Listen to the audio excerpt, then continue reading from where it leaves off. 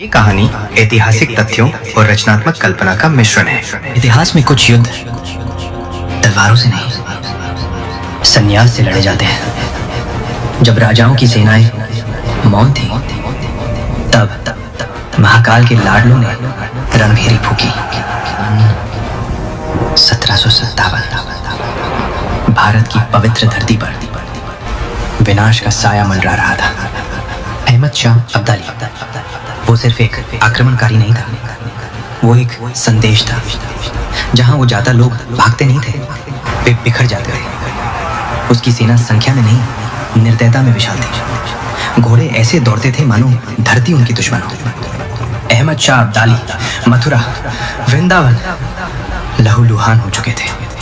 टूटते मंदिर, रोते बच्चे और जली हुई आस्थाओं की गंध हवा में तैर रही थी। मथुरा के बाद और अब उस बर्बर सेना की भूखी नजरें भगवान कृष्ण के बचपन के घर गोकुल पर टिकी थी।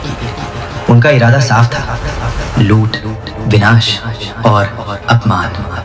30,000 अफगानी सैनिक घोड़ों की टापों से धरती को रौंदते हुए बढ़ रहे थे, और गोकुल बिना किसी शाही सेना के निहत्था खड़ा था। लेकिन गोकुल की सीमा पर कोई राजा नहीं था। खड़े थे भस्मधारी नागा साधु। अफगानी घुड़सवार हंसे। नग्न फकीर, ये हमारी सेना रोकेंगे? वे नहीं जानते थे, ये तपस्वी नहीं, ये सशस्त्र सन्यासी थे। धूल भरी हवा में उनका स्वरूप किसी मनुष्य सेना जैसा नहीं लगता था। शरीर पर भस्म की मोटी परत, जटाएं कंधों से नीचे गिरती हुई, आंखों में एक ऐसी स्थिरता जिसमें न भय था न क्रोध, केवल निश्चय। वे न युद्ध भूमि के सिपाही थे, न किसी दरबार के सेवक। वे वैराग्य से निकले हुए योद्धा थे। और शक्ति जब तब से जन्म लेती है तो इतिहास कांप उठता है। उनके पैरों के नीचे धरती थी, वही धरती जिसे वे त्याग चुके थे और जिसे बचाने आज फिर थाम लिया था। ये कोई परिचित दृश्य नहीं था।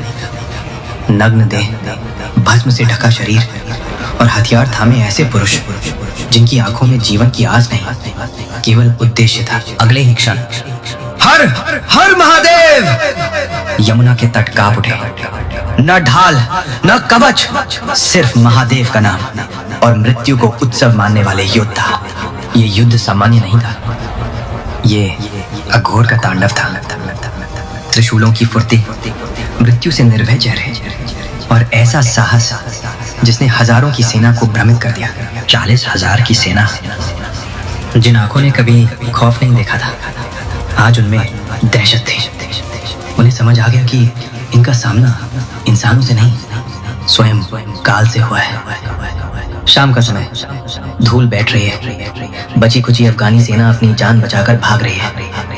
युद्ध के मैदान में अफगानी झंडे गिरे पड़े हैं। नागा साधु में से कुछ शहीद हो चुके हैं, बाकी अपने त्रिशूलों पर टिके खड़े हैं विजयी मुद्रा में। मुट्ठी भर सन्यासियों से हार गए और गोकुल अछूता रह गया। गोकुल के मंदिरों के शिखर सुरक्षित दिख रहे हैं। वीरता संख्या में नहीं, संकल्प में होती है। जब जब संस्कृति पर प्रहार हुआ, सन्यासियों ने माला छोड़ी और भाला उठा लिया। ये उन अदम्य वीरों को हमारा नमन है। ये कहानी उन नागा साधुओं के अदम्य साहस को समर्पित है जिन्होंने 1757 में गोकुल की रक्षा की।